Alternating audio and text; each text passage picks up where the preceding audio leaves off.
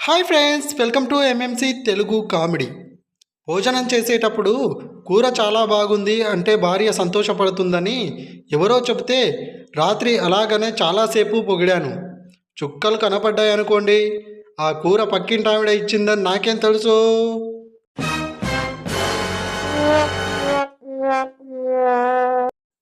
ఏమైందే కాంతం, ఎవరు వాళ్ళు, ఎందుకు తిడుతున్నారు? గదిలోంచి వస్తూ అడిగాడు దిలీప్. ఏమీ లేదండి, గుడి కడుతున్నారంట, చంద కోసం వచ్చారు. పుస్తకం ఇచ్చి చంద రాయమంటే నేను చంద అని రాశాను. ఆ మాత్రం దానికే తిడుతున్నారు, ఏడుస్తూ చెప్పింది కాంతం.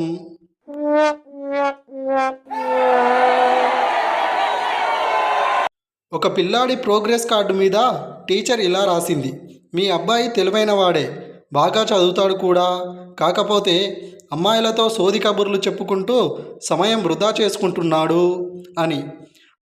అది చదివి కార్డు కింద ఆ అబ్బాయి తల్లి ఇలా రాసింది: ఈ సమస్యకు మీరే ఏదైనా సొల్యూషన్ చెప్పండి టీచర్, వాళ్ళ డాడీతో కూడా ఇదే సమస్య నాకు అని.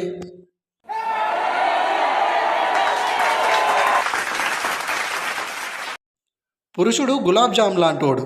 చిన్నతనం నుంచి తల్లిదండ్రులు, టీచర్లు, చదువు, పనులు అంటూ బాగా కలిపి కలిపి మెత్తని ఉండగా చేస్తారు.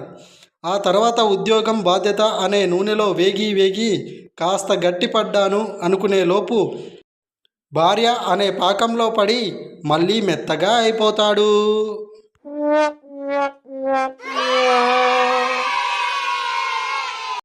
డాక్టర్: ఏమైంది రామారావు, లారీ గుద్దిందా, ఇన్ని దెబ్బలు తగిలాయి?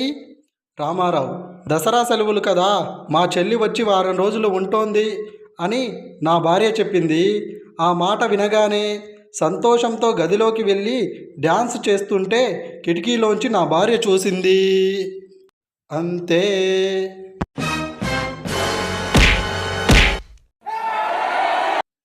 Thank you friends, please like this video, share చేయండి, సబ్స్క్రైబ్ చేయండి. Thank you.